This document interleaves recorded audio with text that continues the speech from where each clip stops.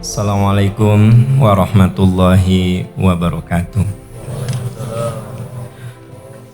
Allahu Akbar, Allahu Akbar, Allahu Akbar, walillahil hamd.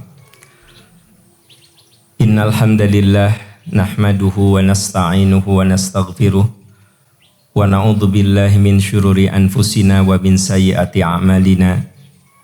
May yahdihillahu fala mudhillalah wa may yudlilhu fala hadiyalah. Asyhadu an la ilaha illallah wa asyhadu anna Muhammadan abduhu wa rasuluh. Allahumma shalli ala Muhammad wa ala ali Muhammad kama shallaita ala Ibrahim wa ala ali Ibrahim fil alamina innaka Hamidum Majid. Allah Maha Besar, Allah Maha Agung, Allah Maha Suci. Tiada Tuhan yang wajib kita ibadahi. Tiada Tuhan yang wajib kita tunduk kecuali Allah Subhanahu wa Ta'ala. Hadirin sidang Idul Adha yang Allah muliakan. Pertama, kita bersyukur kepada Allah.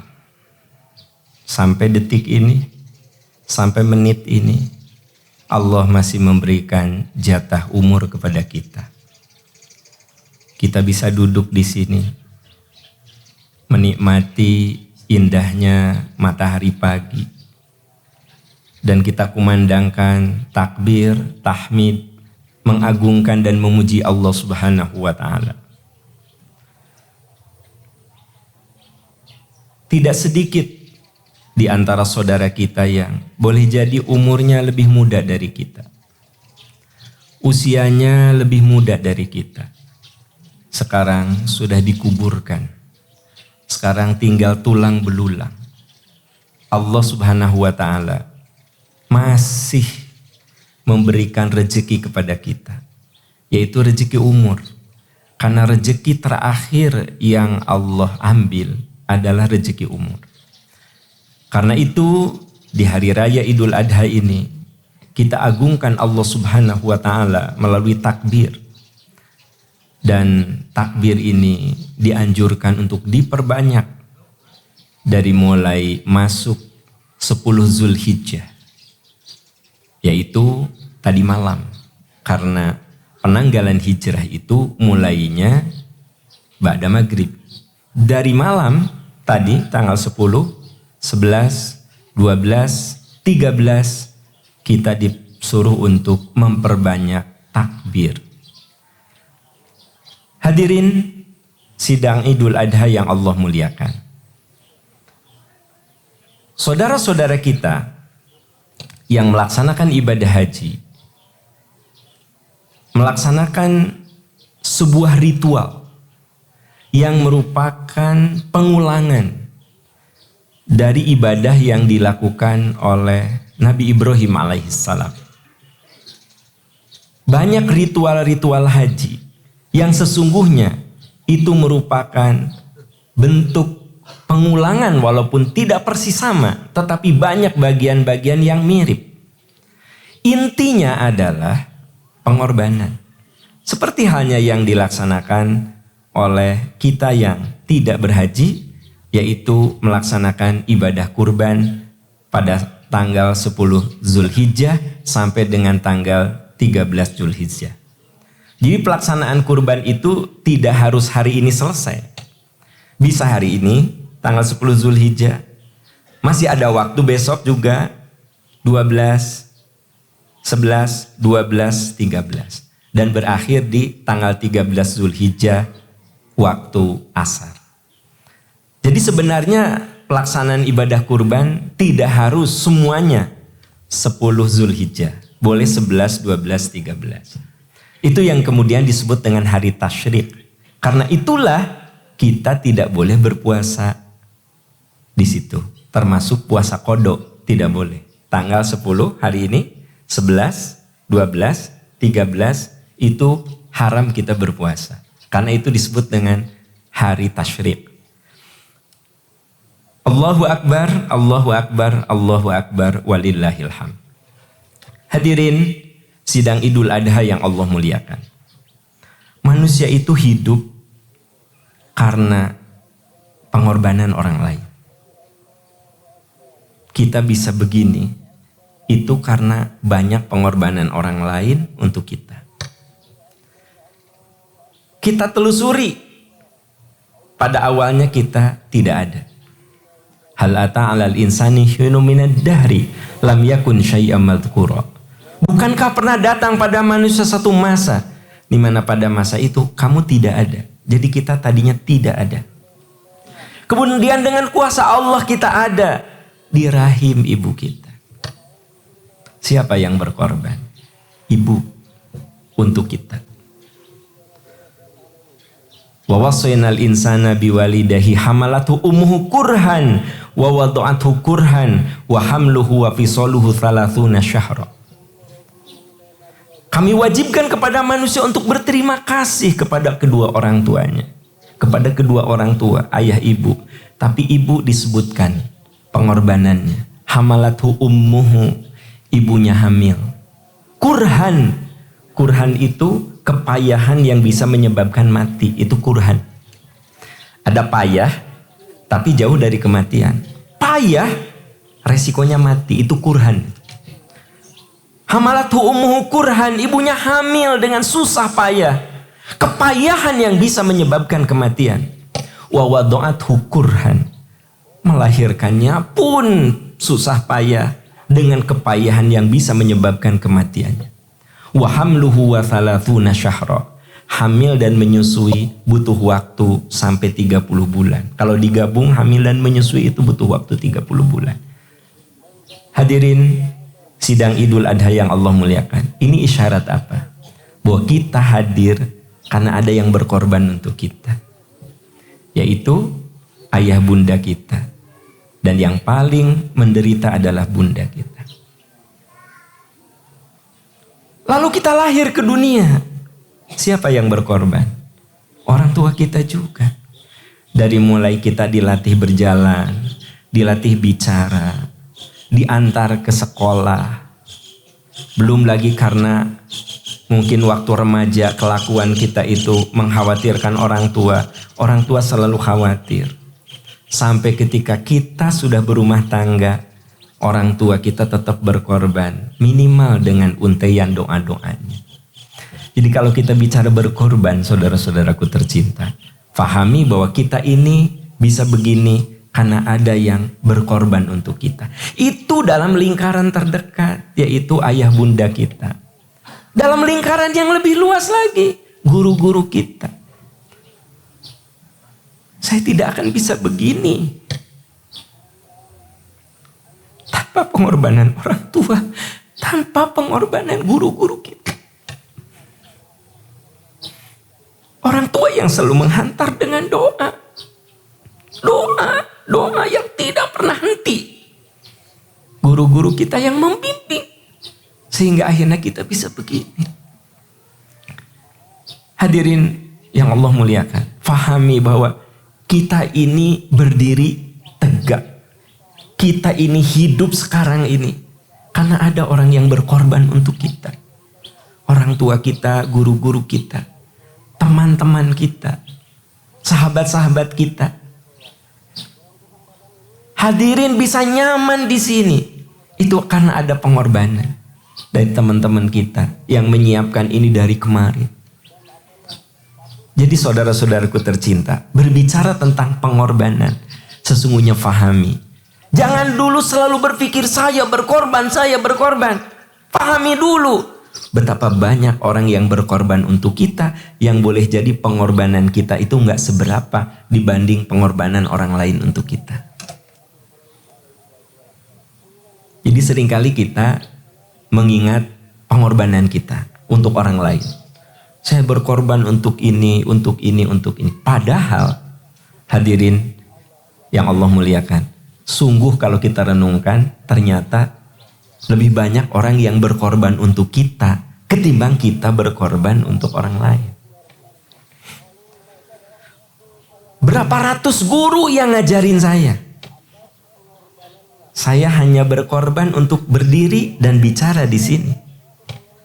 Sedikit pengorbanan saya.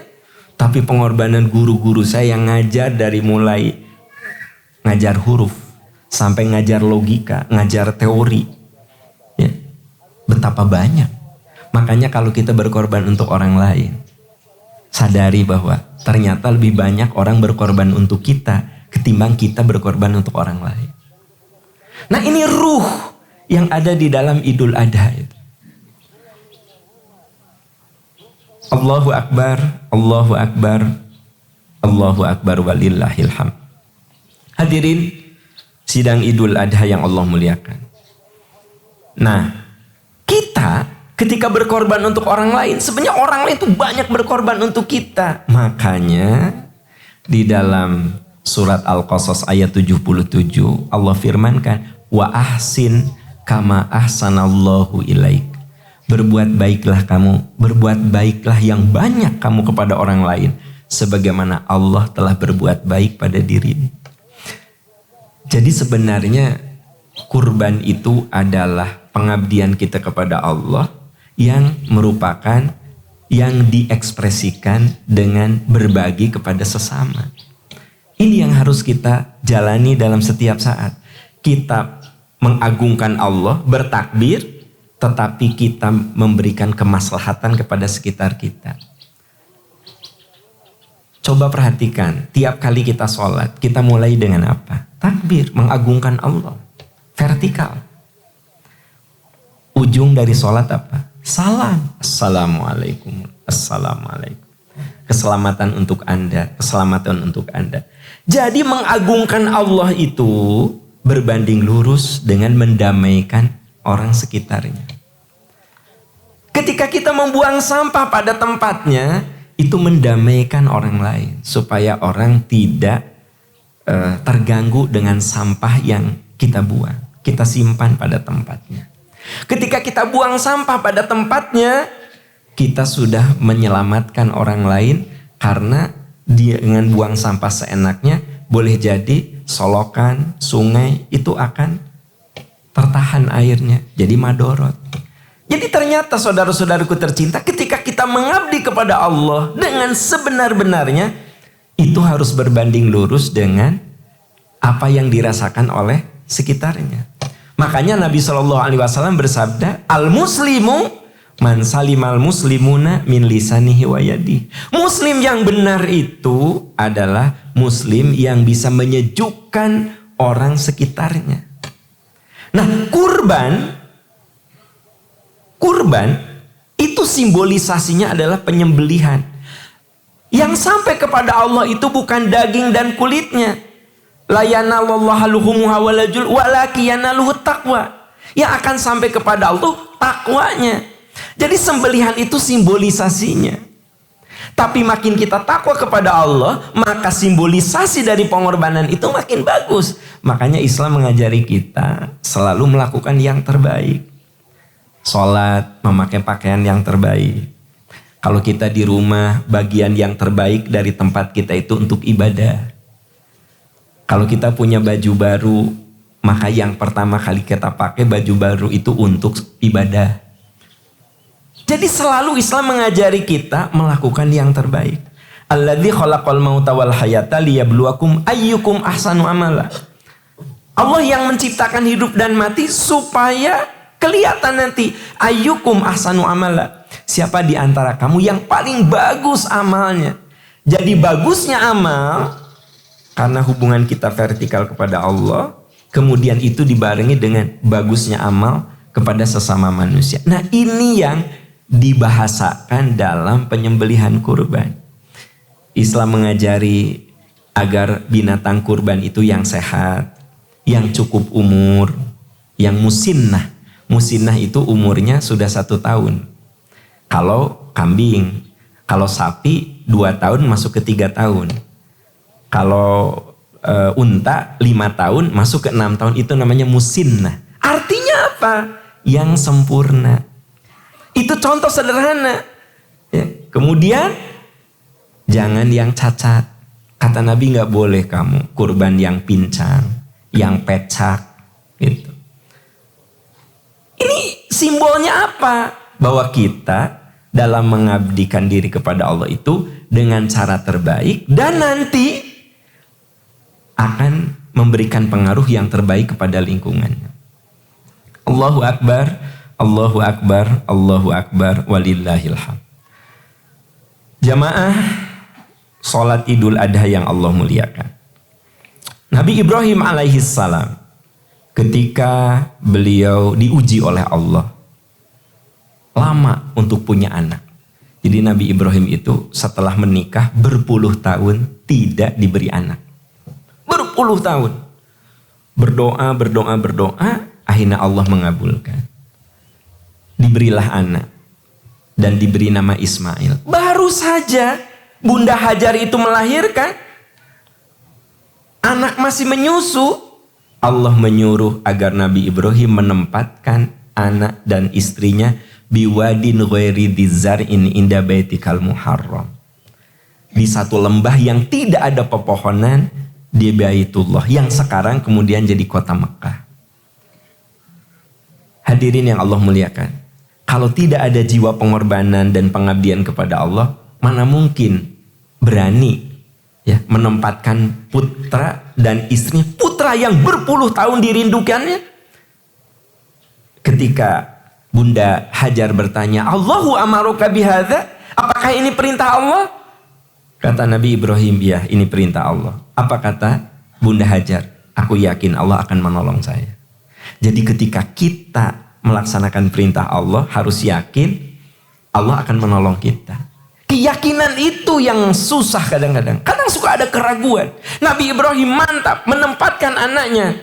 Tapi sebagai ayah ada kekhawatiran. Saat berjalan menjauhi dan meninggalkan anaknya di sekitar yang sekarang ada Ka'bah, makanya ada disebut Hijr Ismail yang ada setengah lingkaran di situ, ya. Jalan agak nanjak di Bukit Sofa, Nabi Ibrahim mengangkat tangan. Yang kemudian kita laksanakan kalau umroh, itu ada doa di Bukit Sofa. Itu memang daratannya naik, ya. Naik. Angkat tangan ke arah anaknya di sebelah sana dan istrinya. Rabbana inni askantu min dzurriyyati biwadin ghairi dzar'in inda baitikal muharram. Rabbana liyuqimus sholata faj'al af'idatan minan nasi tahwi ilaihim warzuqhum minas thamarati la'allahum yashkurun. Jadi ketika kita berkorban, ada sebuah keyakinan pertolongan kepada Allah, tapi diekspresikan dengan doa. Ya Allah, aku tempatkan anak dan istriku di satu lembah di mana sejauh mata memandang hanyalah padang pasir. Ya Allah, jadikan anak-anakku orang yang dekat denganmu, yang rajin sholat. Faj'al af'idatan minan nasi tahwi ilaihim. Ya Allah, jadikan anak-anakku orang yang bisa mencintai orang lain dan bisa dicintai orang lain, alias berakhlak mulia. Baru yang ketiga, warzuqhum minas thamarati la'allahum yashkurun. Ya Allah, berikan mereka rizki. Semoga dengan rizki yang kau berikan mereka menjadi orang yang bersyukur. Jadi betul kita ini harus melakukan pengabdian, yakin, tapi jangan lupa bingkai dengan permohonan pada Allah Subhanahu wa taala. Dalam hidup ini kita suka punya cita-cita, punya keinginan. Kita kerja keras. Bingkai dengan mengangkat kedua tangan kita berdoa kepada Allah. Dan ketika falamma balagha ma'hu sa'yu, setelah belasan tahun Nabi Ibrahim meninggalkan anaknya, turun perintah Allah untuk mengunjungi anaknya di kota Mekah. Datanglah ke sana. Masih kangen, masih sono, belasan tahun tidak bertemu. Belum lama bertemu dengan anaknya yang berusia remaja. Falamma balagha ma'hu sa'yu, ketika usia remaja itu sampai kepada Ismail, Allah menyuruh agar Ismail itu disembelih. Ini contoh sebuah pengorbanan yang dahsyat. Masih sayang, masih cinta, masih kangen, belasan tahun tidak ketemu anak, ya. Karena itu juga karena perintah Allah. Begitu bertemu, turun perintah. Dan Nabi Ibrahim tidak langsung menyembelih anaknya. Beliau diskusi. Ya bunayya inni ara fil manami anni adzbahuka. Wahai anakku, tadi malam ayah menerima wahyu, ayah harus menyembelihmu. Fanzur madza tara, bagaimana pendapatmu? Ini juga pelajaran untuk kita para orang tua. Sekalipun benar, nggak boleh otoriter.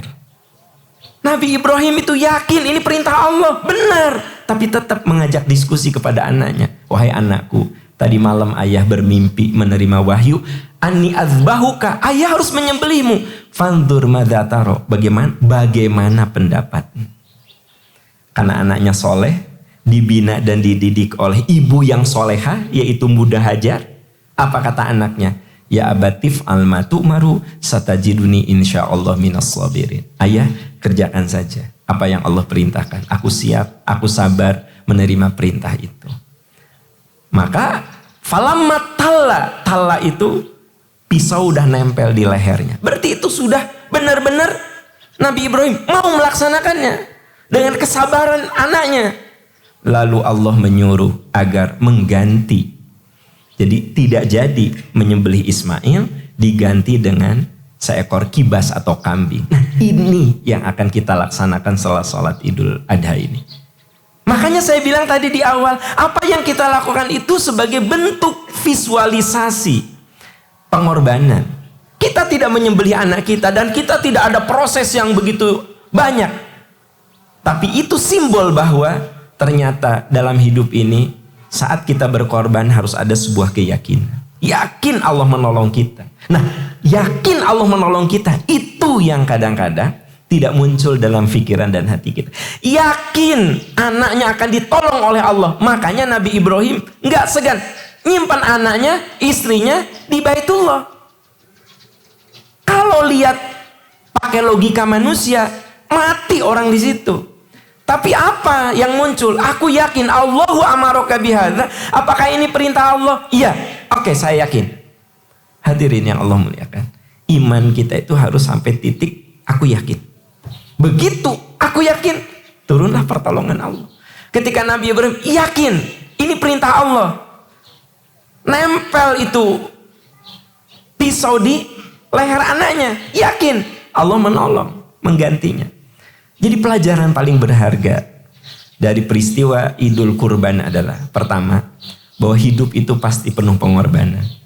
Dan kalau kita berkorban, sesungguhnya banyak orang yang berkorban untuk kita.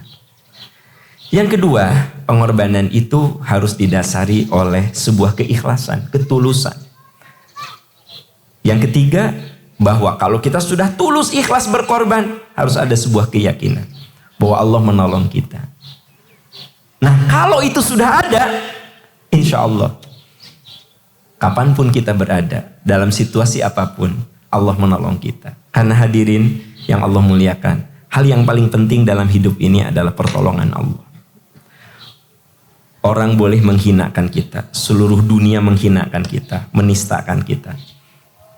Gak usah khawatir, asal Allah memuliakan kita. Yang harus kita khawatirkan, kita dimuliakan oleh banyak orang, dielu-elukan. Kalau Allah menghinakan kita bagaimana? Jadi nomor satu bagi kita dalam hidup, bagaimana Allah memuliakan saya. Bagaimana saya menerima kemuliaan dari Allah Subhanahu wa Ta'ala. Sebab kemuliaan yang kita terima dari orang, itu sifatnya sementara dan bisa berubah. Nah hadirin yang Allah muliakan, Allahu Akbar, Allahu Akbar, Allahu Akbar, walillahil hamd. Semoga Idul Kurban yang tiap tahun kita lewati memberikan suatu penguat bagi kita bahwa hidup ini butuh pengorbanan dan kita ini dapat pengorbanan dari orang lain. Dan ketika kita berkurban dalam hal apapun, mari kita yakini dengan ikhlas dan yakin bahwa Allah menolong kita.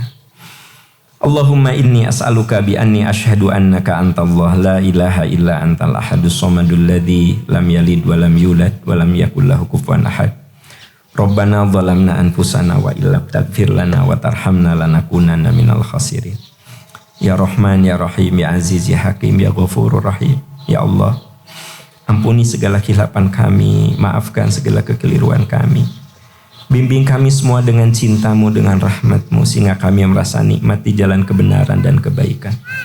Ya Allah yang Maha Pemurah, Maha Penyayang, ampuni kesalahan kedua orang tua kami, Ya Allah. Kami yakin kedua orang tua kami pernah gelisah demi kebahagiaan kami.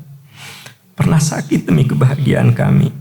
Pernah menangis demi kebahagiaan kami. Ya Allah, kami sebagai anak tidak mungkin bisa membalas segala kebaikannya. Ya Allah, muliakan kedua orang tua kami. Muliakan kedua orang tua kami. Cintai kedua orang tua kami sebagaimana mereka tidak pernah lelah untuk menyayangi kami. Ya Allah, ya Rahman, ya Rahim, karuniakan kepada kami keluarga yang penuh mawaddah, rahmah, dan sakinah.